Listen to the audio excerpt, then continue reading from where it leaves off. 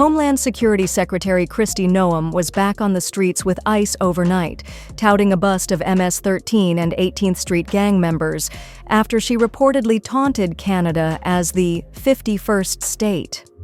The former South Dakota governor, 53, wearing a bulletproof vest and an American flag beanie, was flanked by beefy federal agents as she thanked them for putting their lives at risk in a video posted to X Tuesday.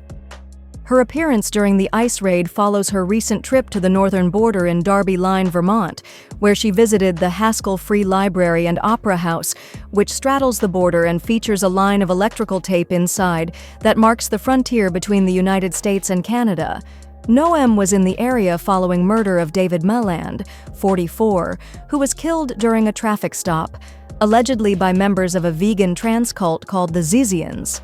While inside the library, Neom was seen standing on the American side of the scuffed tape saying USA number 1 inch before stepping onto the Canadian side and stating the 51st state. Converse, a retired English teacher who volunteers as a tour guide, told the Boston Globe. The jibe echoes President Trump's statements on acquiring Canada. He has repeatedly called Canadian Prime Minister Justin Trudeau Governor Trudeau, including as the outgoing Liberal leader slammed Trump's tariffs.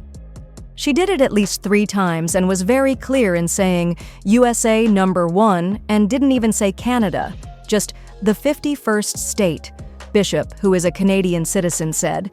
But the move certainly ruffled feathers with the locals. "I was angry," Converse said. "Politics should not come into this, you know? This is unique in the world, and it's always been a community that was welcoming.